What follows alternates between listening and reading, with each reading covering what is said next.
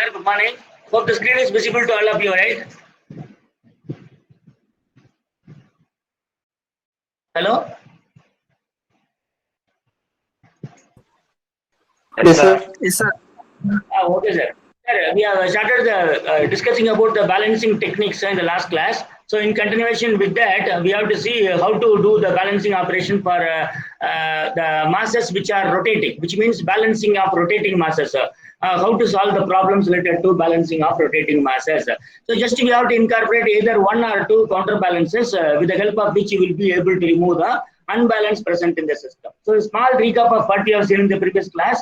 See, it is a balancing chapter. I mean, what is shown in the first slide is just a wheel balancing machine which is used in the service stations. Tire retreading companies, service stations will be using this kind of wheel balancing machine, where the imbalances present in the wheels, the wheels can be found out and they can be located and they can be compensated with the help of adding mass or removing mass by putting some drill holes. How you can do all those things we have discussed in the previous class. So this is nothing but advanced wheel balancing machine, which is digital display, which means a digital wheel balancing machine. Anyhow, to start with, we have discussed about the simple ways by which the balancing can be done in the industry front, which means, for example, if a wheel or a disc, circular disc has to be balanced, it should be mounted with the help of a shaft, and the shaft should be again mounted on two rails, and we have to ensure that the friction between the rails and the shaft which is carrying the disc should be kept as low as possible, which means as if it is a frictionless contact. So in that way we have to maintain. Then when you rotate the disc, we have to put a paint mark or chalk mark upon the disc. Then we have to rotate the disc by giving initial displacement.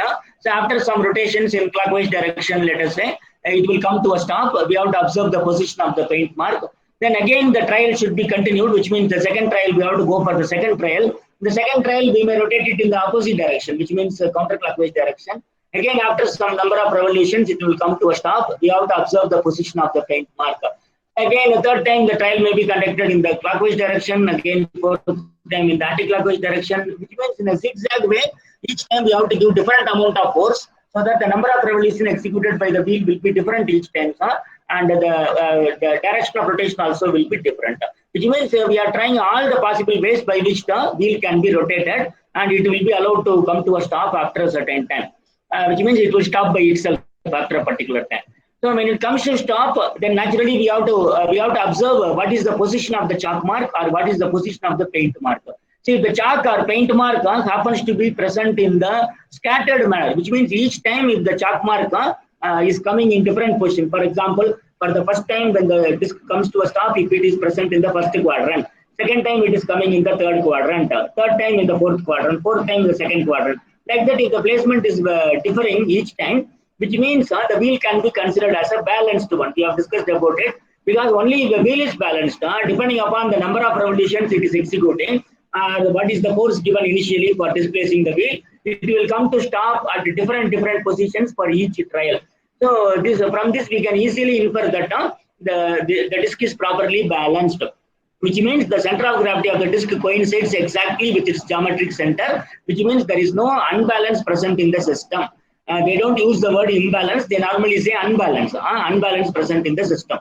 So the mass center is coinciding with that of the geometric center of the disc. So that is why we are able to get the different positions for the paint mark or chalk mark each time when you perform the trial.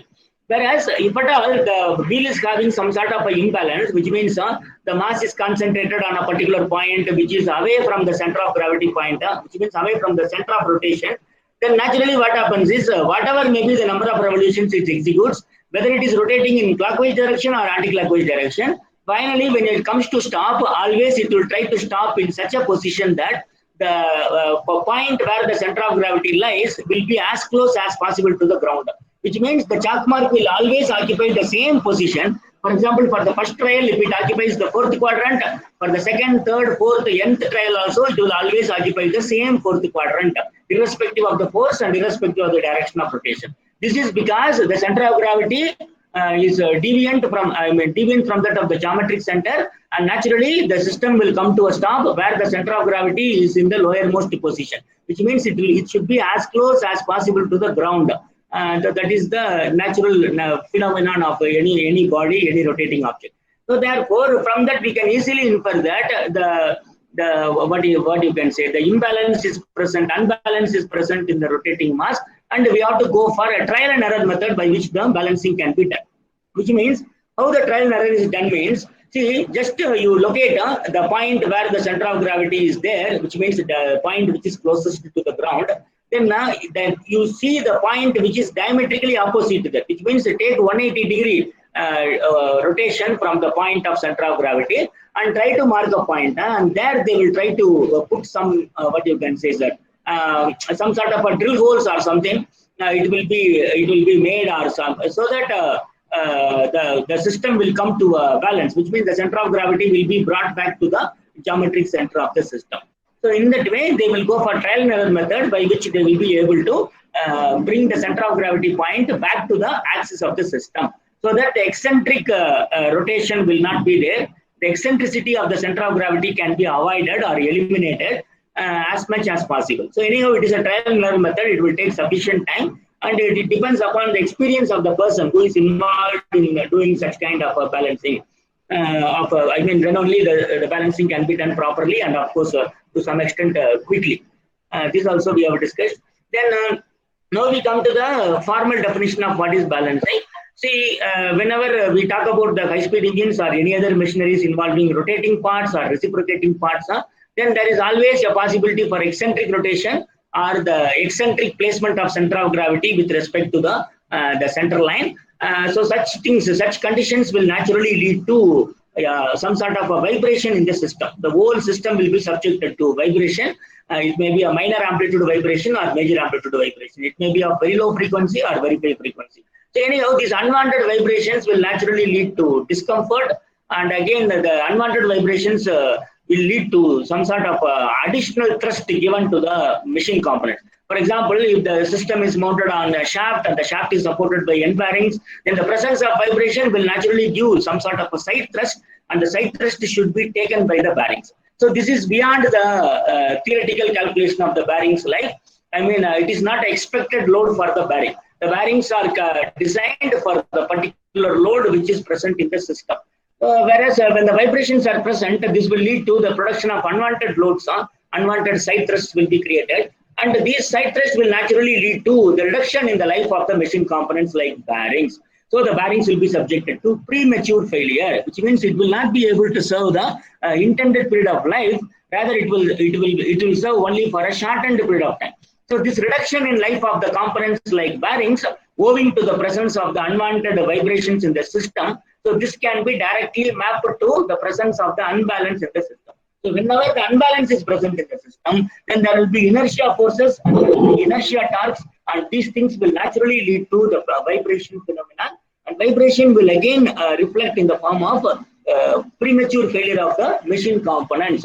Like it will be subjected to fatigue failures, because the cyclic loading, variable cyclic loading will naturally lead to fatigue of the components, and the fatigue failure it will be subjected to fatigue failure. That's all. So that is why we have to remove the unbalance. So what are the causes, or what are the sources, root causes for the unbalance which is present in the system? So those things are mentioned here. All things will be related to one central point. Anyhow, eccentric rotating or eccentrically reciprocating masses, this we have discussed. Unsymmetry caused during production process, which means in the production process, a circular disc may not be exactly circular. There may be a bit of ovality present in the system. So this may lead to some sort of imbalance in the system.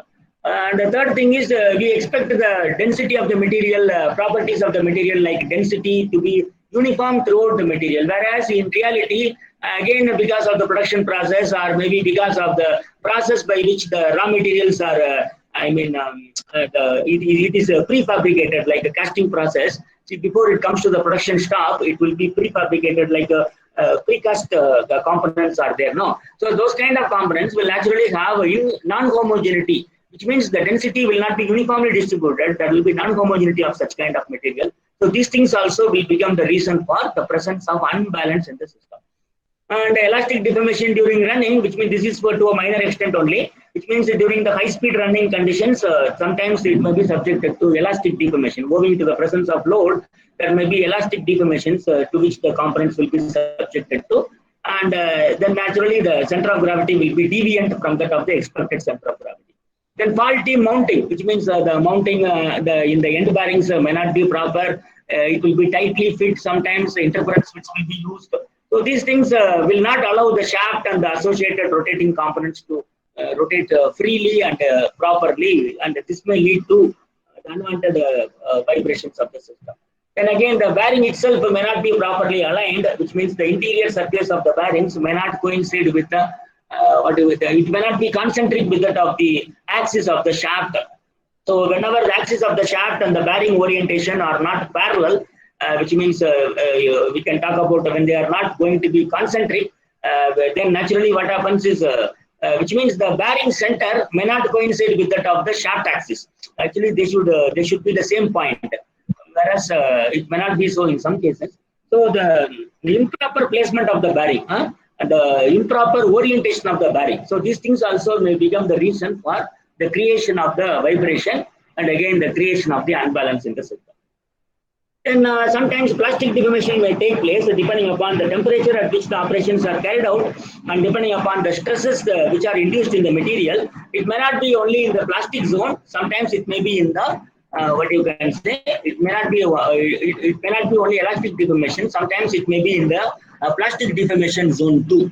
And this is also a possibility, but it is a very rare possibility. The rotating components will exhibit the load-based deformation, which will mostly fall under elastic deformation category, but sometimes it may go to plastic deformation also. But if the plastic deformation occurs, then naturally the amplitude of the vibration created will be very high, and it will lead to a very quick failure of the components. Actually, it's not at all acceptable. Actually.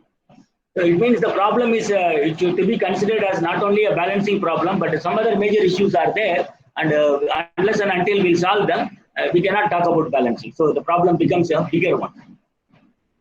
Then these things, you see, balancing is a technique of eliminating unbalanced inertia forces and couples. Excuse me, sir, I will close the door and come. It's a bit noisy.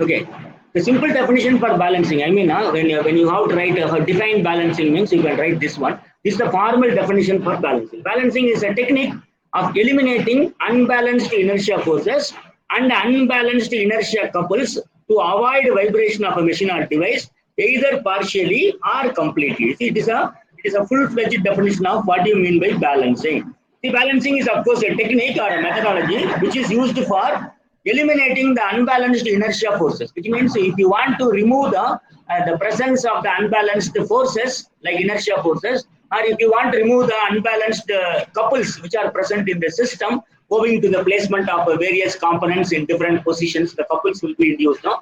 So if these things are present, and if you are using a technique for elimination of these unwanted forces, then of course these are the reasons for the creation of the vibration of the machine. Then the technique is called balancing. But the balancing, in the case of rotating masses, the balancing can be done completely, which means the system can be completely balanced, so that there will be zero unbalance present in the system once you resort to the balancing techniques. I mean, resort to the application of balancing techniques. Whereas in the case of reciprocating masses, which means, for example, you take the balancing of IC engine, see, there is a piston which is a purely reciprocating part, and there is a crank which is a purely rotary component. So if you try to balance the rotating crank by putting a counter mass, then the what you can say, crank will be completely balanced, whereas the piston may not be fully balanced. Or if you want to balance the piston completely, which means the reciprocating part, if you want to balance completely, then naturally the balancing on the crank may not be a complete one. Which means if you take the system as a whole, which consists of both the rotating and reciprocating masses, then the complete balancing of one component will hamper the complete balancing of the other. Which means, for example, if you balance the reciprocating parts completely, then this itself will become the reason for creating unbalance in the rotating component.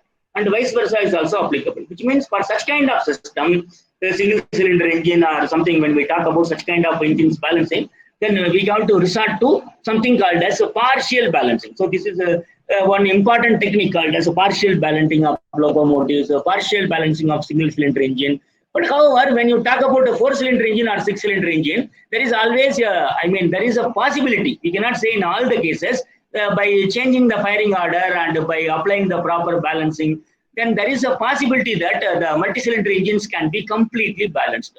Okay, because anyhow, there we have to talk about the primary balancing and secondary balancing. So the primary balancing can be completely arrived. Then also secondary balancing is difficult to arrive in all the cases. So these are some problems related to the balancing or the application of the balancing technique. That is why in the definition itself they have given the balancing can be done either partially or completely. So that's what else is given. Premature fatigue failure of component due to vibration and bearing loads can be avoided. Of course, we have discussed about it previously. So that now we are going to bifurcate into two streams. One is we will talk about one major area called as balancing of rotating masses. So after completing this, which means after learning the techniques, the tools and techniques, how to solve problems related to balancing of rotating masses, we can jump into the second major portion, which means that is the balancing of reciprocating masses, which is almost like a partial balancing of the system. So anyhow, that is a bit tough actually when compared to this part. This is somewhat easy. Just like you can glide through these topics, they are easy to understand. Sir, are you following, sir? Am I audible? Hello? Yes, sir. Yes, sir. Okay, sir. Okay. Then I can proceed. I can continue, right? 1 minute, sir. Let me note down the advance.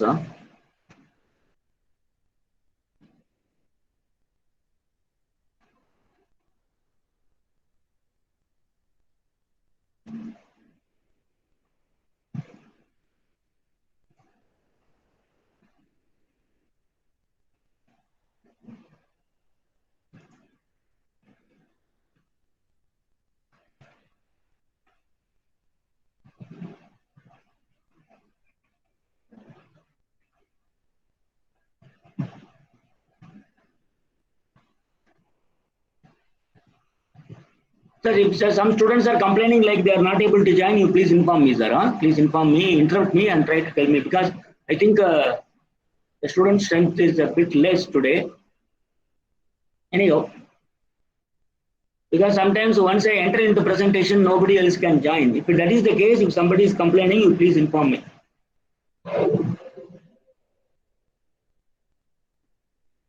Okay, sir. So balancing of rotating masses. You see, when a mass is attached to a rotating shaft, it exerts some centrifugal force. See, the whole concept of balancing of rotating masses is related to how to counterbalance the centrifugal force. That is the central idea. Which means the presence of a rotating mass will always create a centrifugal force, because whenever the mass is rotating with respect to a center point, then naturally, depending upon the radius at which it is rotating, it will create one radial force. That radially outward force, of course, radially outward force which it is creating is a natural phenomenon called as centrifugal force, and we all know about it.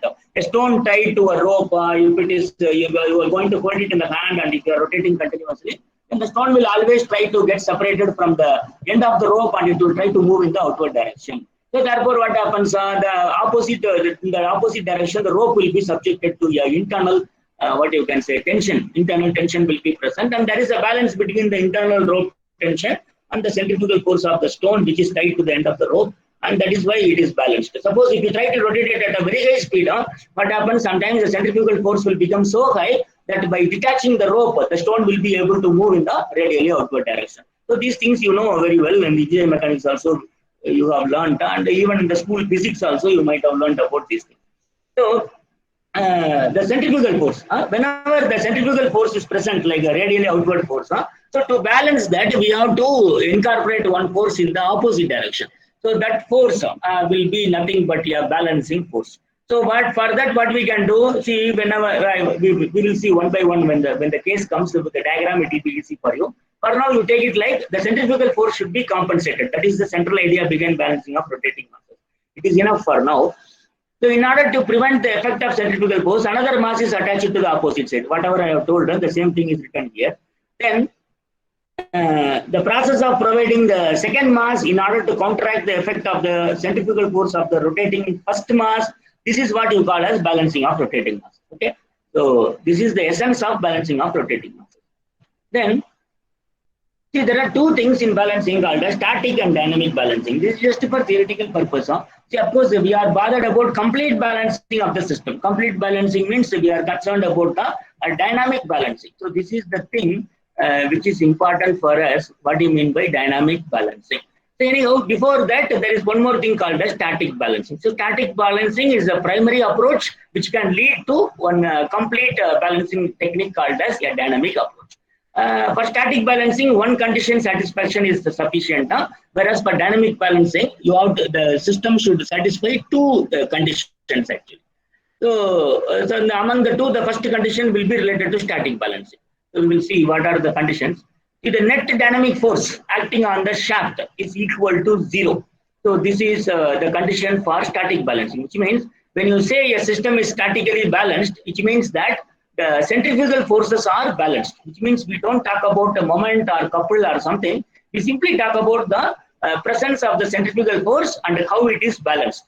So if the net dynamic force, which means something like summation of forces should be equal to 0. So if the summation of forces acting upon a system consisting of rotating masses is made to be equal to 0, then it means that the system is statically balanced. So this is the idea behind static balancing. And when you talk about dynamic balance, then in addition to the above condition, which means, you see, this is important. In addition to the, which means already we talked about what is static balancing, where summation of forces should be equal to 0. In addition to static balancing condition, one more condition should be satisfied, which means the net couple, which means you can loosely take it like moment. Anyhow, moment and couple are different.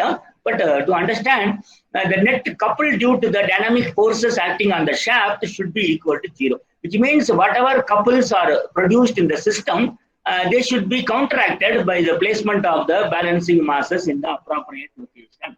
So if there is a clockwise couple, then there should be anti-clockwise couple having the same magnitude. Or put together, the summation of the clockwise couples should be equal to the summation of the anti-clockwise couples. So in this way, we have to ensure the balancing of the couples present in the system. So this second condition, satisfying of the second condition along with that of the first condition, which means both these things will lead to the condition called as a dynamic balance of the system, which means it will lead to a condition called as a complete balancing of the system. So the second condition also you can write in the form of an equation. So what the equation will be, sir? Can somebody tell me what will be the equation I have to write here? Summation of moment is equal to 0. Summation of moment.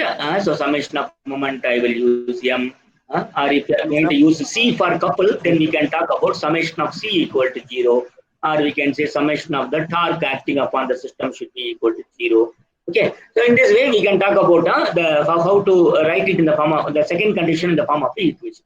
So summation of forces should be equal to 0, the first condition, and summation of the moments or couples to be equal to 0. This will be the second condition. The satisfaction of both 1 and what is it, sir? 2.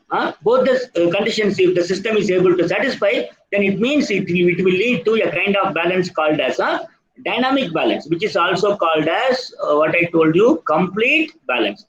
The complete balancing technique involves the process of the satisfying both the conditions, summation of force equal to 0, summation of couples equal to 0, which is also called as dynamic balance.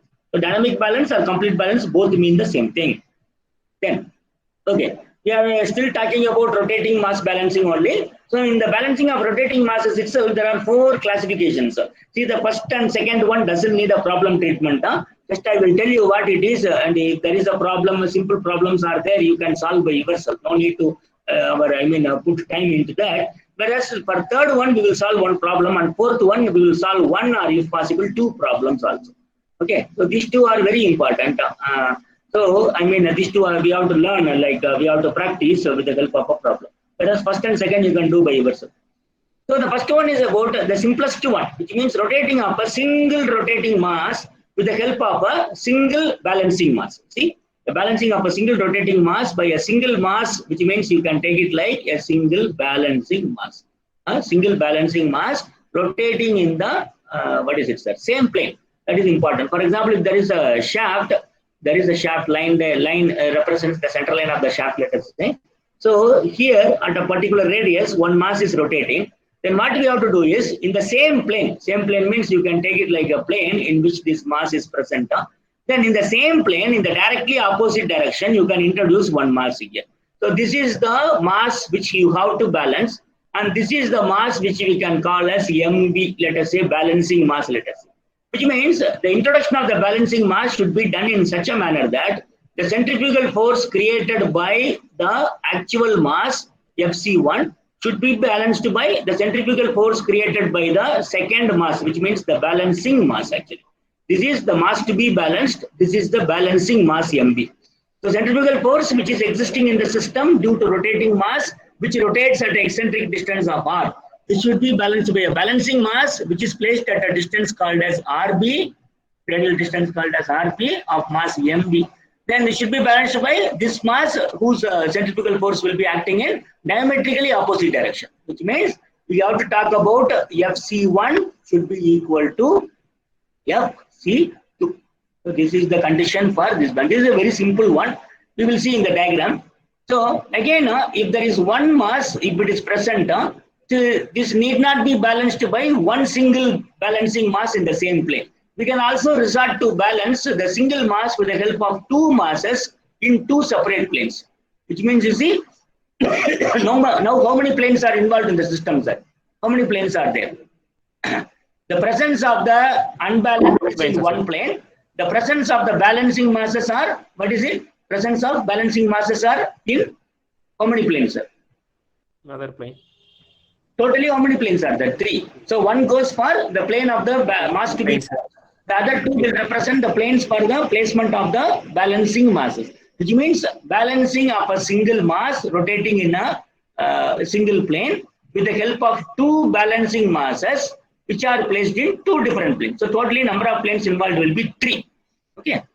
Which means in the first case, there is no need to talk about balancing of couple because no couple will be induced in the system. So we have to balance only the centrifugal force. So if centrifugal force is balanced, it will lead to a condition called as static balancing. But once you do static balancing, it means the system is completely balanced. How? Because in this case, there is no couple which is induced in the system. So the checking of static balancing itself is sufficient. So no need to check the second condition. So second condition is a pre-existing condition. So we can say the system will be completely balanced. Whereas in this case, this mass will offer centrifugal force in one direction. These 2 balancing masses will offer in the opposite direction. So what you have to do, this FC should be balanced by this FC1 plus, what is it, sir? FC2. And one more thing is, now this, for example, if I take this as the point for moment calculation, moment can be calculated about any point in the shaft, it should be equal to 0. Let us take leftmost point. Then the rotating mass will create an anti-clockwise moment, whereas the one of the balancing masses will create a clockwise moment. So the anti-clockwise moment due to rotating mass should be balanced by the clockwise moment due to the second balancing mass. Okay, so if this condition is also satisfied, then it will lead to a complete balance of the system. Just I am giving idea. We have separate slides for each of these cases. So at that time it will be better for you. Just I'm trying to give an idea. Then the third one is about the first and second are related to balancing of single mass. Either we are going to balance with the help of a single mass, or you are going to use 2 different masses. That makes the difference between first and 2. The third one is about balancing of different masses rotating in the same plane, which means when several masses are present in the system, but all the masses are present in the same plane, then how to go for the balancing of the system? Again, it can be done with the help of a single balancing mass itself. The fourth one is the complex one. I mean, it has all the complexities like, see, the number of masses involved is also several masses are there, which are to be balanced. And one more thing is all the masses are not present in the same plane like the previous case. Each mass occupies a, different plane. So, this also can be done, balancing of this kind of system also can be done, but this can be done by employing 2 balancing masses, which means with one you will not be able to do it because we have to balance the centrifugal forces and also we have to balance the couples which are acting upon the system for the complete balance. It means we have to employ 2 different balancing masses placed at 2 different planes. That is the idea. Okay. Then this is this one. This is about the balancing of a single rotating mass by a single mass rotating in the same plane.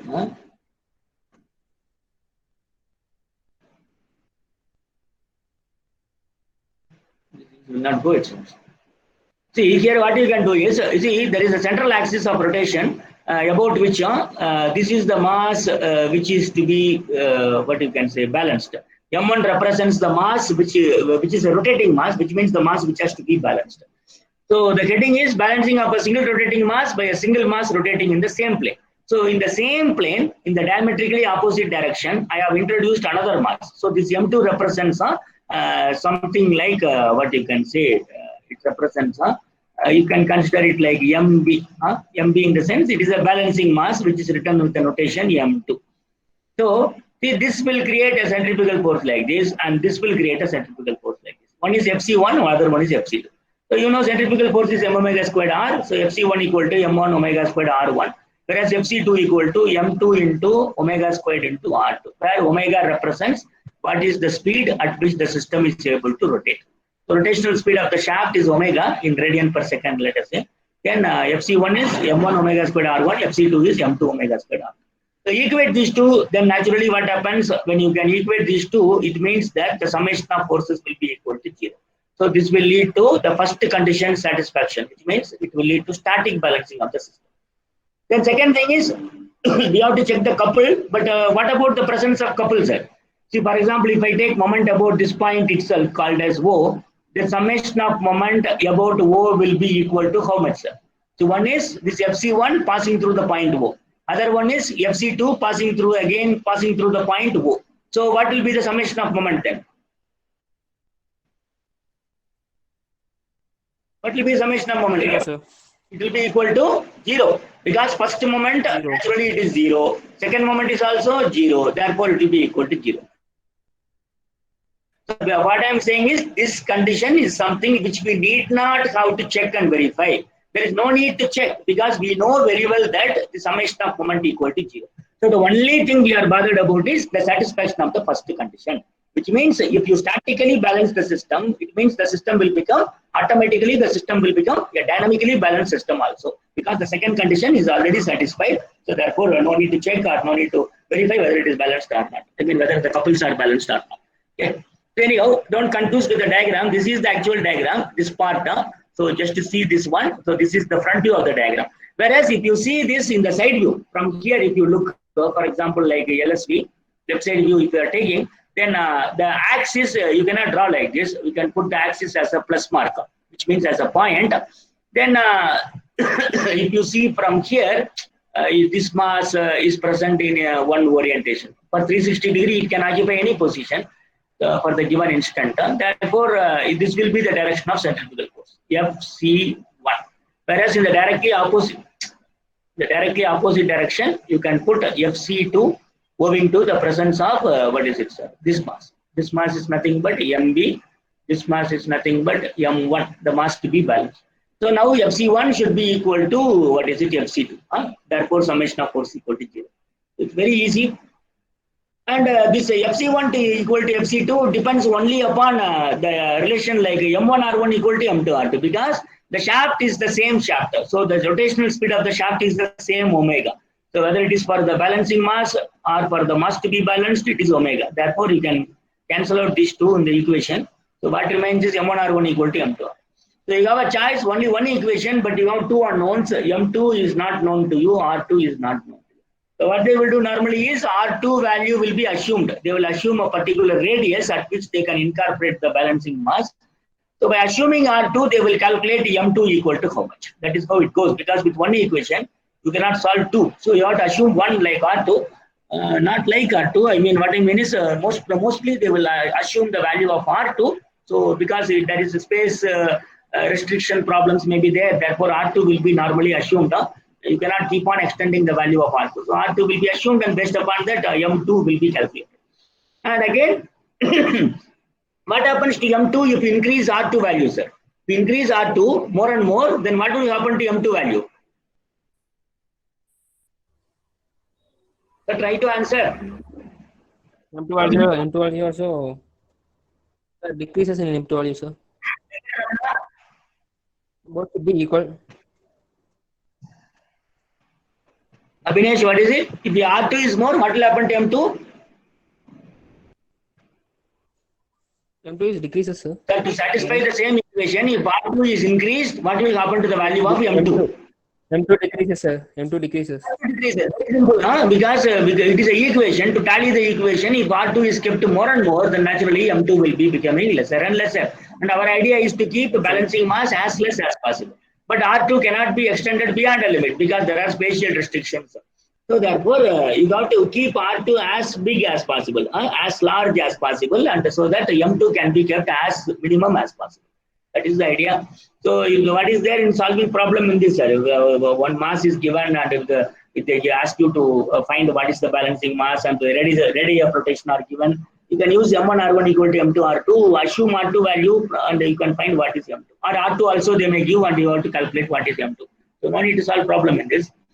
Next one is the second category, which means this one, the second number 2, balancing of single rotating mass by two masses rotating in different planes. Okay, so here just you see, you have to see carefully, then you will understand. And once you understand, there is nothing in this. There are again two possibilities in this. The first possibility you see, one is the placement of the we can say disturbing mass. See, disturbing mass is a term which we can use for the mass which is to be balanced. The mass to be balanced can also be called as a disturbing mass, which means in the first case, this is the disturbing mass, which means the mass to be balanced is the disturbing mass. The mass we are using for the purpose of balancing can be called as balancing. So this is MB, and we can say, let us say this is MD, the mass to be balanced. So MD is the actual system. What is the mass present, rotating mass? What is the rotating mass present in the system? It can be called as MD. And the masses to be masses which we are using for the purpose of balancing, they are named as M1 and M2, or we can call them as MB1 and MB2. Anyhow, in the first case, the mass to be balanced is placed in the middle, and which means the disturbing mass is placed in the middle, and balancing masses are placed in the end of the shaft. Which means at the two ends we have the balancing masses. In between the two masses, we are having the disturbing mass. So this is the layout. This is the sequence of arrangement of the masses. So if this is the case, then how to do balancing? So you see, first you see the side view. If you see from here, they have marked the, because if you see, can you understand this diagram? If you see from here, three-dimensionally the axis will be like this. So this may be the presence of, what you can say, sir, we take it like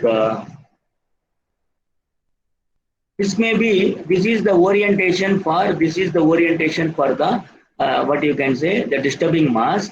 Then what will be the orientation for the other two masses? So one mass is present here, one mass is present here, three-dimensionally. Anyhow, to have summation of force equal to 0, these two also should be in the same orientation. Therefore, it will be like this. This will be like this, and this will be like this. So these two will be in this direction. So it is like these two downward are balanced by this one in the upward direction, and this is the axis. So that one this is just a three-dimensional pictorial representation. But anyhow, if you can understand this, then this also is easy, because if you see from the left side, to get left side view, you will get the axis will be marked as a single point. The point will represent the total axis. So this mass which is present here is shown here. This is the disturbing mass. Whereas these two masses which are present in two different planes other than the plane of disturbing mass. So these two also will have same orientation, which means same line of action, but the sense will be opposite. If this is in the forward direction, this will be in the backward. So these two are also marked. And the radii of rotation are also marked. For the disturbing mass, R is the radii of rotation. For the balancing masses, respectively, R1 and R2 are the radii of rotation for M1 and M2. So naturally, here itself, you can mark this is the direction for FC, which is the centrifugal force of the disturbing mass. This is the direction for FC2. And in the same direction, we have got FC1.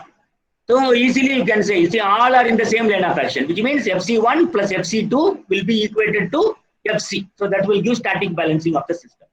Then, you see that one first. See, FC, of course, we have discussed FC1 we know, FC2 we know. See, the first condition for static balancing is, the condition for static balancing, which is the first one, is Fc equal to Fc1 plus Fc2. So this is easy to understand. So just write it in the form of the equation. Then you can cancel out this omega squared. So once you cancel this omega squared, what remains is only that m into r terms. So mr should be equated to m1r1 plus m2r2. The equation is divide of this omega squared because it is present throughout. So you can cancel out in the mathematical equation. Here it is the same. It is a constant. Therefore, you can take it out. This is the first condition. Then the second condition is, see, by taking moments, which means what is the second condition? Summation of the couple should be equal to 0. So if you take moment about the point P, for example, about the point P, if I am taking moment, then summation of moment about the point P should be equal to 0. This will satisfy the second condition, which means along with first, it will give complete balancing of the system. So not only centrifugal forces, but moments also should be balanced. So when you take moment about the point P, see, m1 will give a anticlockwise moment, and the perpendicular distance will be L1 plus L2. Whatever notation you use, it is left to you. You write L1, L2 or LA, LB. You can write your own notations. The idea is M1 will give a moment which is anticlockwise, and the moment arm, which means perpendicular distance, will be L1 plus L2. And the disturbing mass will give you what kind of moment, sir? About the point P, it will give what kind of moment? Clockwise. So therefore, the clockwise moment of this disturbing mass M will be at a distance of L2. So what we can do is, you can equate these two. See, when you take moment about the point P, then moment due to Fc1. You see this one, this Fc1. Here it will be Fc1. See, here it is not right to mark the direction like this because the mass is not vertically downward. See, this is the real position, orientation. So this is the direction of Fc1. And this is the direction of Fc. The same direction you cannot mark it here because it will be misleading if you put the direction as vertically downward. But anyhow, at least we can say it is downward. Though it is not vertically downward, we can at least say it is downward. Whereas the centrifugal force of M is upward, though it is not vertical. Therefore, anyhow, we can say, what is the moment due to M1? That is nothing but the centrifugal force due to M1 multiplied by the distance from the moment taking point. So that distance is L1 plus L2, which is also equal to L. So therefore, it is written as Fc1 into L. Fc1 into L. So this should be, this is anti-clockwise. This should be balanced by the only clockwise moment, which is due to the centrifugal force present in, what is this one? The disturbing mass M. Which means that will be Fc. So Fc multiplied by the perpendicular distance of L2 from the moment taking point P. So therefore it goes like Fc into L2. Okay. So Fc1 L1 equal to Fc into L2. Then, so again substitute for this Fc1, Fc2. So one will be in terms of M1R1, other will be in terms of MR. Therefore, cancel out to omega squared as usual. Then you have one equation like this. So from this equation, you can find what is M1R1. So M1R1 equal to MR L2 divided by L. Like that, you can write one equation. And again, see, in this way, you can find what is M1. Of course, R1 you can assume. Therefore, M1 is something which you can calculate with the help of this. Similarly, how to find M2? So for finding M2, you can take moment about the other point. Instead of taking moment about P, you can take moment now about the point Q. So when you take moment about the point Q, which will not participate in the equation, sir? The centrifugal force due to which one will not participate?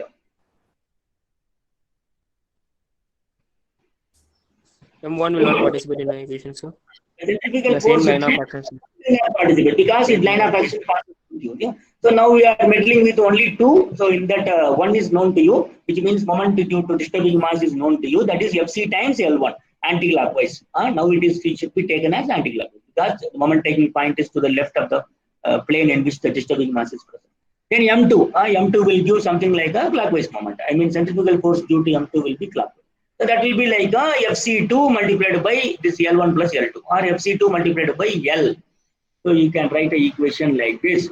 So Fc2 into L is is equated to Fc into L1. See, Fc into L1. Anticlockwise, L1, Fc into L1 is balanced by Fc2 into L. So that is it.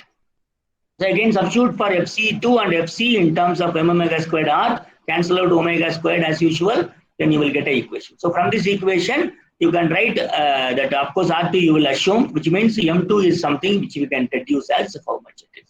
So very simple approach by which you can find two balancing masses which can be incorporated in two different planes. And these are the equations corresponding to the case where the disturbing mass is present in between the balancing masses. Okay.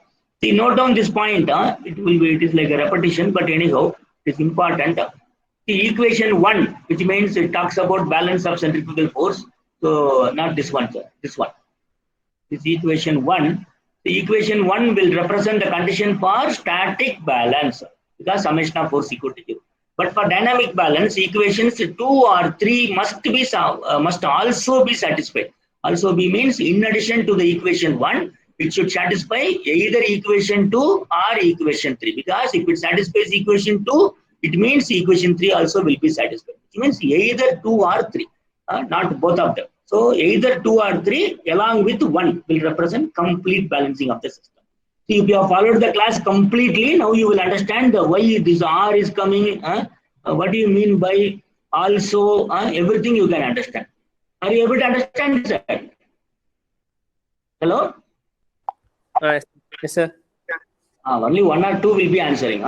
Only 1 will be answering. Venkatramana, are you able to follow? Yes, sir. Yes, sir. Okay, sir. Okay. Then let me proceed. See, the second possibility is just the same thing. The same conditions we have to check.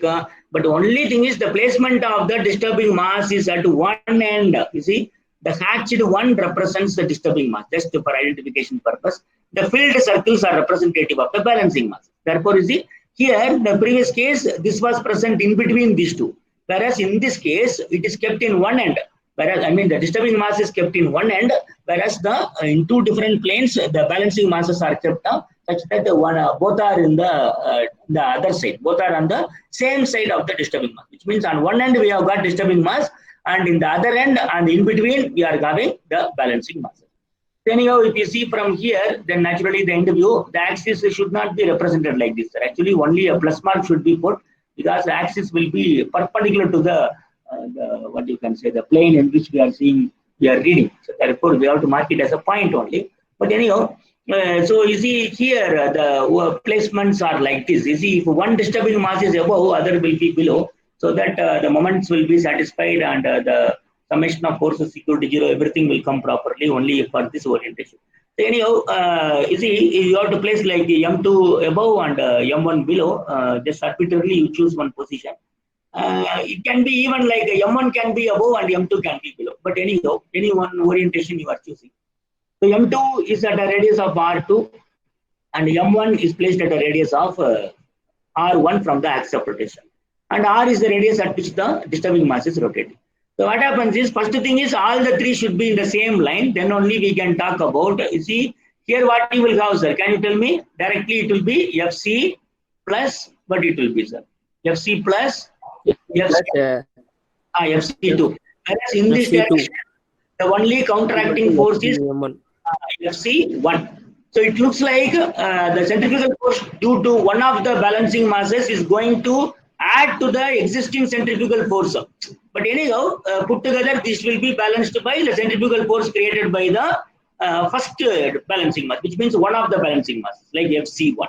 So you will get a condition like Fc plus Fc2 equal to Fc1. The Fc plus Fc2 equal to Fc1. So this is the condition, first condition for static balancing. Okay. So again, write it in terms of m omega squared r, cancel out omega squared, you will get like mr plus m2 r2 equal to m1 r1. So this is one equation. Next, what we can do is, of course, you don't know what is m2, you don't know what is m1, you cannot solve it directly. You come to next equation. See, to find the balancing force in the plane L, which means the same thing which we have discussed previously. If you want to find what is M1, then what you have to do is you have to choose any one point in the axis as a moment. So therefore, what they have chosen is see the moments they have taken about this point P, which means you see this end point they have taken. So once you choose this end point, what happens is the moment due to this unknown M2 will not participate because this moment will vanish into 0. So moment due to this M2 will be 0. Moment due to M2, it can be taken as a value which is equal to 0. So what remains is moment due to the balancing mass M1 and moment due to the disturbing mass M. So M will create a moment which is like a clockwise momentum, and M1 will create a anti-clockwise moment.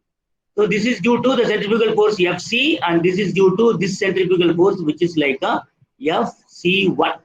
So based upon Fc and Fc1, you will have one equation. The one is Fc into the total length L2. Here the notation is L2, sir. You just use your own notation. It doesn't matter. This should be L2. This should be L1. It is not like that. So, you just use your own notation. Anyhow, if it is marked as L2, then it will be Fc times L2. So Fc times L2. This should be equated to what is it, sir? Fc1 times this distance, which is marked as L. So therefore, it goes like Fc1 times L. So from this equation, again cancelling omega squared will give this kind of a equation. So use this equation and try to find what is M1. So therefore, this equation will reveal M1 equal to 4. Similarly, the other one.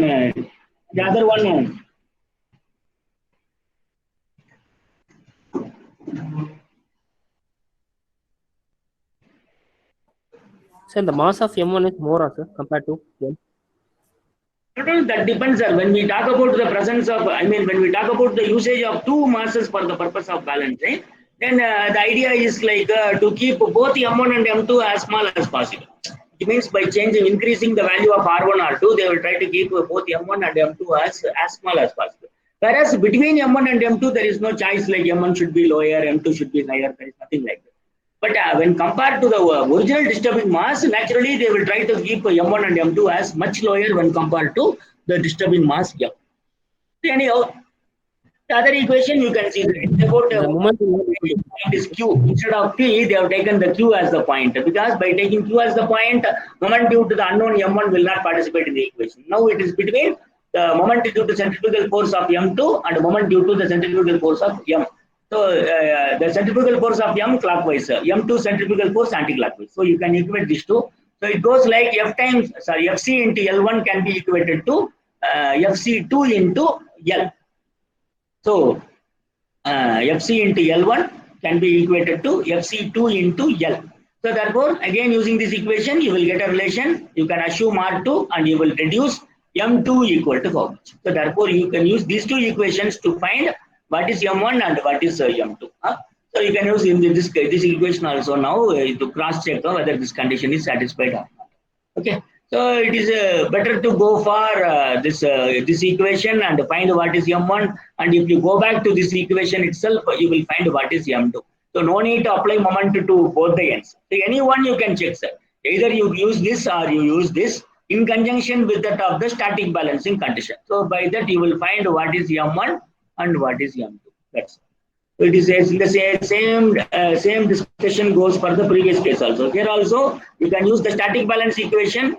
And in addition, you can use either the, not this one. You can use the static balance equation. In addition to this, you can use either the first one or the equation number 2 or equation number 3. So that will give only 2 equations are needed total. So that is about this one. The next one in this problems will come, but it is very simple. If you get a problem in this in the examination, you are lucky actually. It is so simple to solve. It is about a case where the several rotating masses are present in the system, but one advantage is all the rotating masses will be rotating in the same plane. Same plane means there is a same, for example, when you have a shaft and when you have a different elements are rotating in the same plane, let us say, for example, here there is a crank and this is connected to one piston or something, then naturally another crank will be in a different position where another system will be there. Then it goes like an inline engine, a multi-cylinder inline engine. But here, each crank is present in a different location, which means the planes are different. So instead of taking like this for a primitive purpose, which means to understand these problems, what they have done is they are discussing about the case where all the rotating masses are present in a single plane. not different planes for different rotating masses. This is the real case actually. In this, the practical cases are very less. If you have a shaft, you have only one disc at one point, which is rotating, which will give a centrifugal force. Another disc will be kept at a sufficient distance, or another crank in the case of inline engine will be kept at a sufficient distance. So in the same plane means it is normally not a case actually. But let us say some machineries are there in which different elements are connected at the same plane, let us say, or the distances are very small and you can consider them as present in the same plane. So if that is the case, then we can talk about balancing of several masses rotating in the same plane. So for such cases, which means when you have an axis, we have one rotating mass and we have another here, we have a third one here, and we have a fourth one here, we have a fifth one here. You see, all are contained by one single plane. One rectangular plane will contain the presence of all the rotating masses. Each one is in a different orientation and each one has a different value of mass and different value of radii of rotation. R is different, this mass is different, and the angular positions with respect to reference line, like a positive of x-axis, the angular positions are also different. So we can talk about R1, R2, R3, we can talk about theta 1, theta 2, theta 3, theta 4, similarly M1, M2, M3. So this is the case of several masses rotating in the same plane. If this is the case, how to balance the system? See, first of all, when all the masses are rotating in the same plane, then what can you say about the summation of moment? Can anybody tell me? Summation of moment, how much it will be? 0, sir. 0. Sir, if you have an axis, if you have one mass here, if you have another mass here, then this will give a moment which is anti-clockwise. This will give a moment which is again anti-clockwise. Is not so? So if this is the case, then we have to talk about the summation of whether the moment, summation of moment or couple will be equal to 0 or not. We have to check. For example, in this case, it will surely not be equal to 0. So we have to incorporate a third mass. So something like that. But when you talk about the masses rotating in the same plane, then it means that all the masses will have the same position. It means the what you can say is, when you take moment about this particular point, then naturally what will happen? The moment due to the first mass, I mean moment due to the centrifugal force of the first mass will be equal to 0. Second mass will be equal to 0. So each one will be separately equal to 0. So if there are 5 masses, you have to put it like 5 times like 0 plus 0 plus 0 plus 0 plus 0. Then again it will be equal to 0. So no need to check this condition in this case. So the only thing we are bothered about is nothing but, what is it, sir? What we are bothered about? Summation of, what is it? Centrifugal forces. Summation of forces should be equal to 0. Only thing we have to check is summation of forces should be equal. And the balancing technique also happens to be simple, because for the purpose of balancing of these masses, what we can do is we have to incorporate just one balancing mass. One single balancing mass is sufficient. And the position of the balancing mass or the orientation of the balancing mass should be such that it will be able to counteract the resultant force, resultant centrifugal force of all these disturbing masses.